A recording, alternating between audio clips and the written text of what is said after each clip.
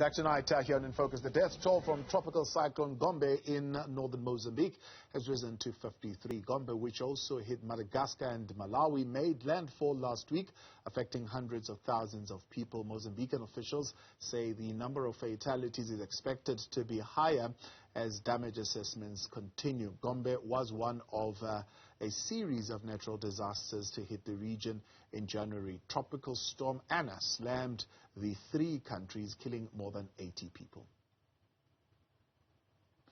Let's hear more now on this. I am joined by the Director for the Center for Democracy and Development, Professor Adriano Nuvunga.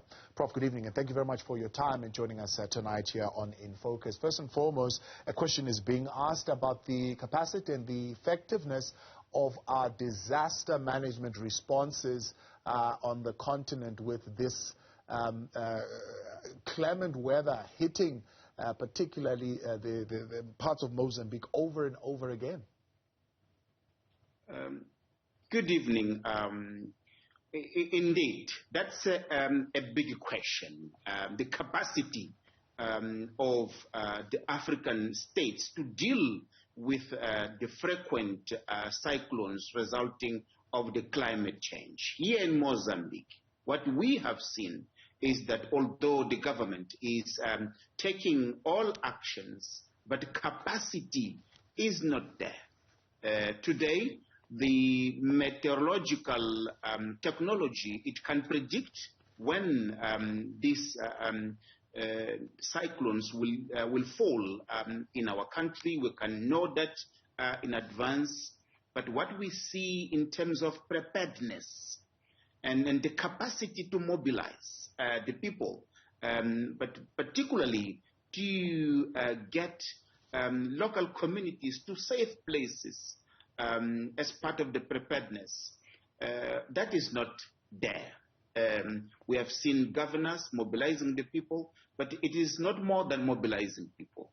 One would have expected that government would have mechanisms to organize shelters for the people and help them prepare to protect their houses, etc. But that is not there. The reality is the continent, and Mozambique in particular, which is vulnerable due to its vast coastal area, it is not prepared to deal with the ever-frequent cyclones due to the climate change. Yeah. Talk to us then about the current flow of relief into these affected areas. What's the pace and the frequency of the relief coming through, and as far as the response from those who can assist? Yes, we have seen great deal of solidarity, people-to-people solidarity. But people have lost everything. As you have rightly said, people have lost everything. Government speaks about 400,000 people affected in the Nampula province, which is the most affected, and it has killed about 20 Mozambicans, and that has destroyed number of infrastructures, including the houses of the people. So people have no houses, have no homes. The infrastructure, including the bridges that people needed to cross from one part to other, are destroyed, and which makes also the support difficulty to reach those who are in need. But we have seen a growing domestic mobilization and solidarity to support the affected areas and the people there. Yeah. African News reporting that it's a race against time now currently for the 400,000 to be able to get some kind of shelter as they wait for the humanitarian aid to arrive. As you say, the roads are impassable at this point in time, and the humanitarian aid very difficult to get through. What are the options, and where are they going for help currently? We have stranded communities because, as I've said, the destroyed infrastructure. And in relation to the issue of infrastructure, we can talk about this later, but there is also a need for the African countries, and Mozambique in particular, considering its vulnerability to cyclones, to build resilient infrastructure, roads, schools and clinics, but that we don't see. We keep seeing low-quality infrastructure that disappear one cyclone after the other, but those that were built decades ago by the colonial system, they're still there.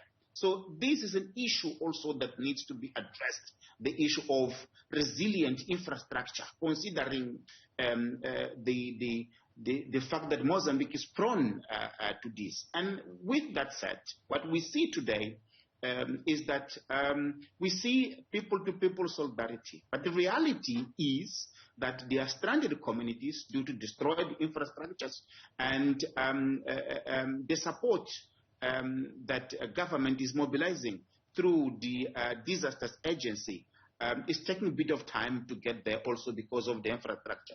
Yesterday we saw the Prime Minister flying the area. That is important, that is good, but what we need is on the ground means to reach remote communities that have been affected, but that we have not yet seen.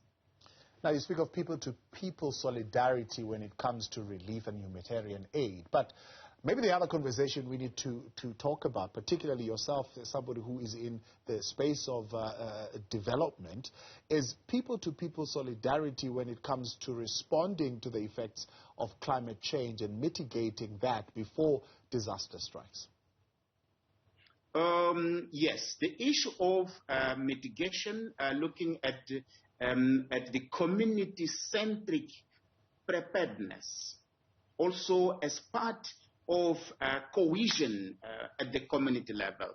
This conversation is not yet there, or the way that one would have expected. So I think, as I've indicated, it has been time now for community-centric initiatives aimed at supporting communities using local knowledge and networks of solidarity for communities to move into a resilient kind of, for instance, of building their houses. The number of houses that were destroyed, 22,000 houses destroyed. It also tells you about how prepared local communities are and how knowledges are being utilized centric to community in terms of preparing. With this said, the issue of people-to-people solidarity is there in terms of sharing something. At CDD, for instance, we are mobilizing the nation to donate whatever they have, including school materials, because children have lost everything. And that is important, because soon they have to start the school and they need something. So that is there, but it would need a better coordination. Where does rebuilding begin now in the Nampula province, and what does it look like? Yes, that is an important aspect, rehabilitation. Focusing on the one hand on the public infrastructure, including clinics, including schools, that the children have to resume schools. But the most damaged infrastructure are roads, the bridges, which are the most critical one, because they are needed not only to bring aid for the most in need local communities, but also to facilitate the reconstruction and including assessment teams to reach. That is not yet there. I've mentioned that the Prime Minister 2 days ago, he was flying the area, but I don't think that the government has more than 1 or 2 helicopters that can be utilized by the teams to assess quickly the situation and come up with the need. But we have also to consider the situation that the public finance of this country is at the moment. Mozambique it is at its biggest socio-economic and financial crisis since independence. Without an assistance, overseas assistance, it's going to take a long time for Mozambique to repair the basics of the destroyed infrastructure if it is only to rely on domestic capacity. Yeah. How does this then play out as far as the security issues in Mozambique, which we were dealing with already before the adverse weather events? Nampula is part of the northern region, which is being affected by a security crisis. I would describe it this way.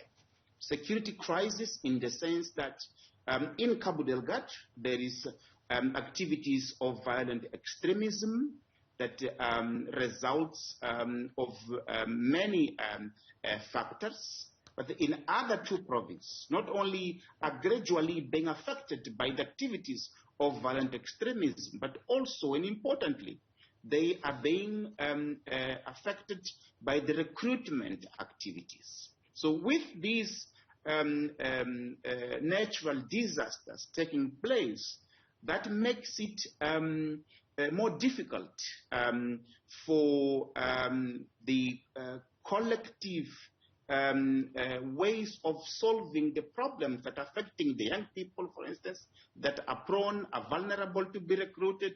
So this takes away the much needed resources to address the factors that lead to young people to vulnerability, meaning that with this happening, in terms of taking away that capacity, it adds to the existing security crisis.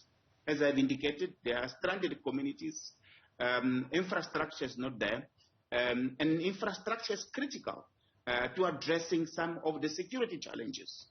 So with this happening, we think that this adds to the vulnerability of the country in terms of the ongoing security crisis. Prof, we appreciate your time and thank you very much for bringing that clarity and analysis for us tonight. Director of the Center for Democracy and Development, Professor Adriano Nuvunga. We continue next with a look at leading stories tonight from here at home and beyond our borders. Next.